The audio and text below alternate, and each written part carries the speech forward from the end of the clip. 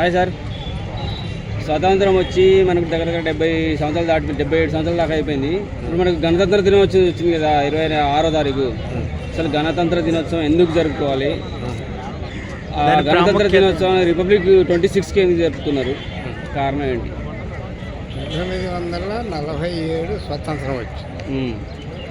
1950 ఈ రాజ్యాంగాన్ని రచించాలా అని చెప్పి నాయకత్వం అంతా ఈ అంబేద్కర్ గారికి ఆయనకి పట్టాభిషేకం కట్టారు. ఆయన ఒక 10 మంది డైరెక్టర్లను పెట్టుకొని ఈ రాజ్యాంగాన్ని రచించిన విధానం.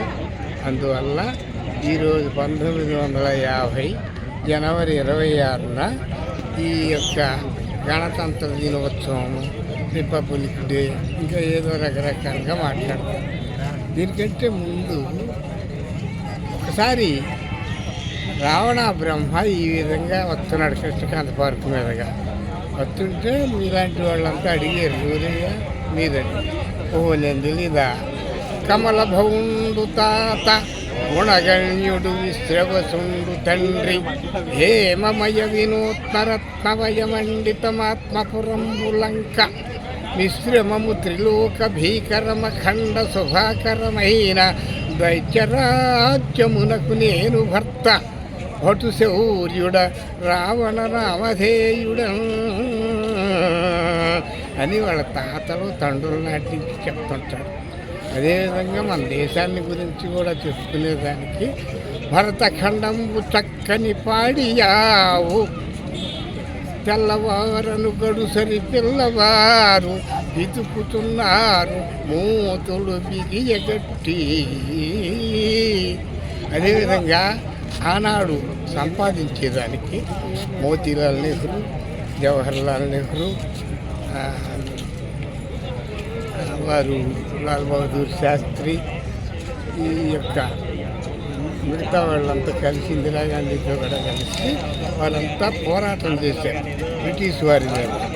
అప్పుడు వారి తర్వాత గాంధీ గారు ఈ యొక్క అంబేద్కర్ గారిని వెంట పెట్టుకొని మిగతా యొక్క బృందాన్ని అంతా తయారు చేసుకొని ఆయన జనానికి అంతా ఈ విధంగా మనం బ్రిటిష్ వారిని పంపించాలా అని చెప్పి ఛత్రపతి శివాజీ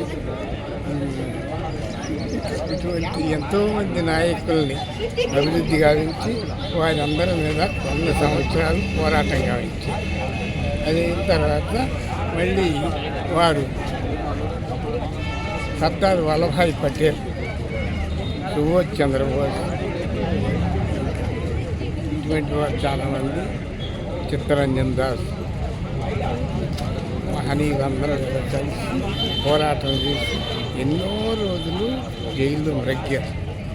అల్లూరి సీతారామరాజు, మరి తెల్లజాతి కిరాతకులారా, మానవ రూపం లేచుల్లారా, సర్వదేశాలను కబళించి రత్నరాశంతో విలపిస్తున్నామని విర్రవీగు నరభక్షకులారా అని అల్లూరి సీతారామరాజు గారు వారి మీద తిరగబడిన విధానం.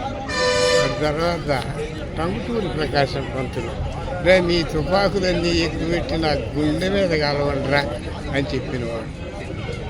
ఉయ్యాలవాడ నరసింహారెడ్డి గారని వారు గజతరగ పదాదులతో సైన్యం ఆయుధాలు ధరించి తెల్లవాళ్ళను పారద్రోలడానికి ఎన్నో కుయుక్తులు చేసి పారద్రోలినవాడు. ఈ రకంగా